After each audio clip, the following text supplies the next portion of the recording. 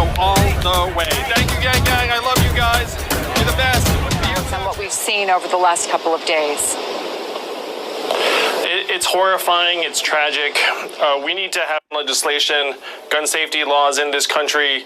Our fellow citizens are getting gunned down when they're out trying to have a good time or shopping for their kids. It's completely unacceptable.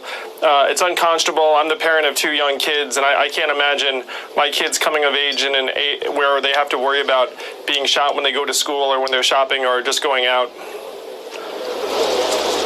So what would you specifically do to address it? What legislation would you support?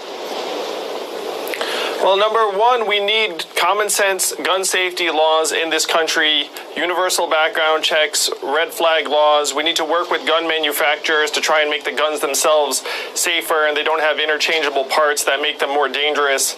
The second thing is we need to have a federal domestic terrorism statute on the books so that our law enforcement organizations can properly pursue organizations and individuals that are inciting violence, and really just to have a way to both prosecute people who are committing terrorist crimes against our nation, as well as trying to really keep track of just how widespread these organizations and this violence is in terms of the reach, because right now we don't have clear information on even that.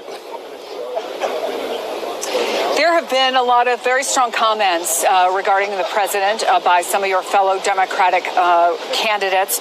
Beto O'Rourke said Trump is a racist who stokes racism. Pete Buttigieg said white nationalists feel validated by the president. And Cory Booker said there is complicity in the president's hatred.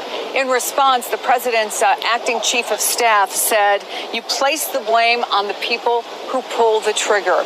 Do you think the president of the United States bears some responsibility for what we're seeing?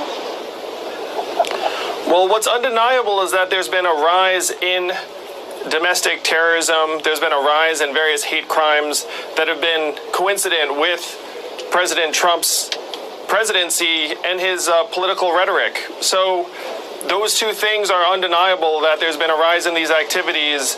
And if I were the president, I would be searching myself to say, have I in some way contributed to this, and what can I do differently? Do you expect that he's doing that?